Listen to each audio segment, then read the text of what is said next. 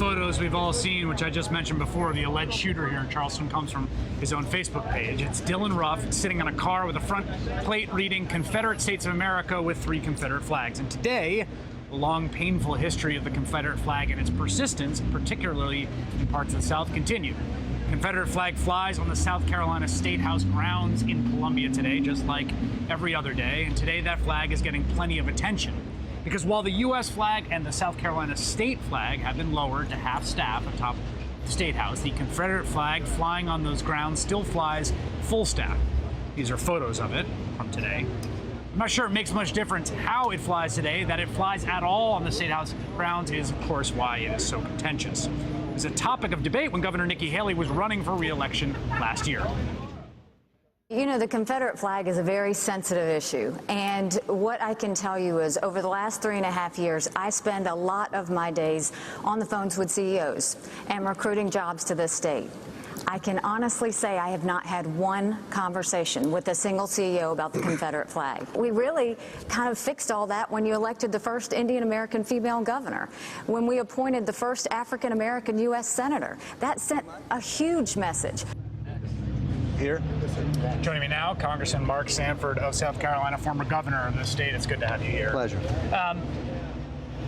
I just can't but think of how awful it must be if you're someone in mourning in that church with that history, and you're hearing all this rhetoric about how we're coming together and we're healing, we're united South Carolinians, black and white, and you know that that flag today is up there, that flag that was apparently beloved by this alleged gunman, as a symbol of violence and domination. Right.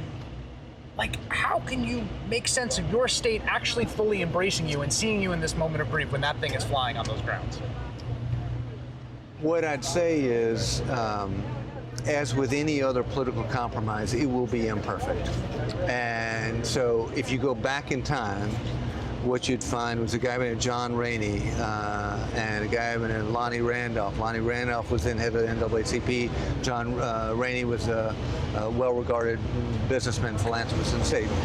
They and others worked together with both the business community, the political community, and the church community to say, how do we take it off the State House grounds, which is where it was at the time. And they put up an African American memorial. They put it on the grounds. It was imperfect. So I think it's easy from afar.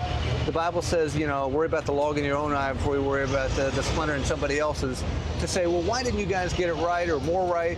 Because I think that was the best that could be done at that time. It does not make it a perfect political solution, but it means it was a solution at the time. Why that's the case? Because this is to many people, it is a symbol of tyranny. It's a symbol of white supremacy. It's a symbol of domination. It is, but again, to another population in this state, it's a symbol of heritage, it's a symbol of state rights, it's a symbol of my great-great-grandfather died in some battle in Manassas or Bull Run or who knows where, and so. But in this case, let's just be clear. Yeah. With this, to the extent that this alleged murderer is the person we think he is. Right.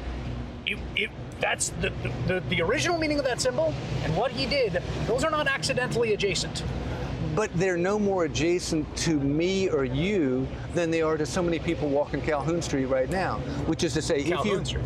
What's that? Yeah.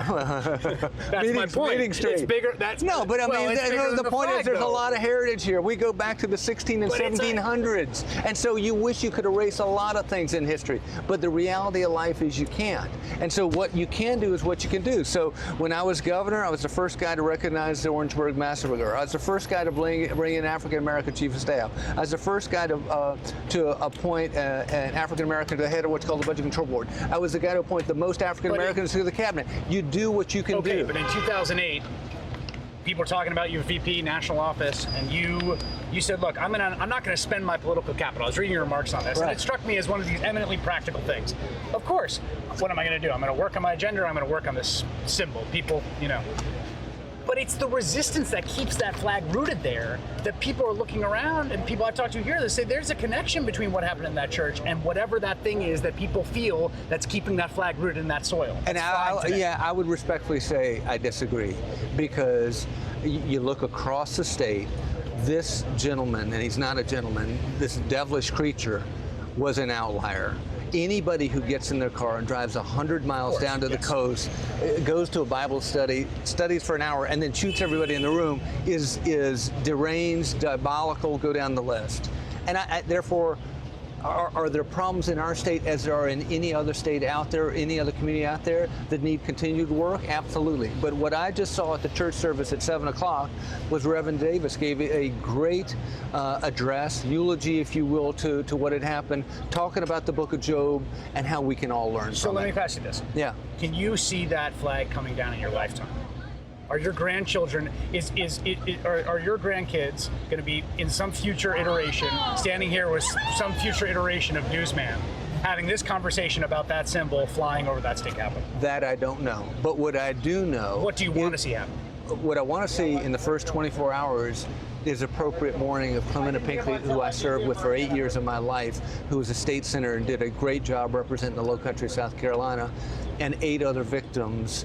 I want to see appropriate memorial to the lives that they lived.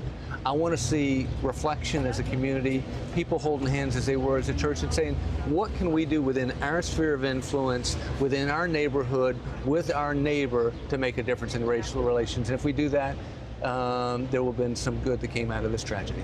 Thank you very much. I would submit that lowering a flag to half-mast is part of that mourning process. Fair enough, but as you know, I work in Washington. Anyway, pleasure. Nice to see you. Yes, sir. All right, Congressman Mark Sanford, a community in shock, anger, and mourning tonight after the murder of 9 people at Mother Emanuel Church here in Charleston, South Carolina, including, as you just heard, the church's pastor. 2 people who knew him well will join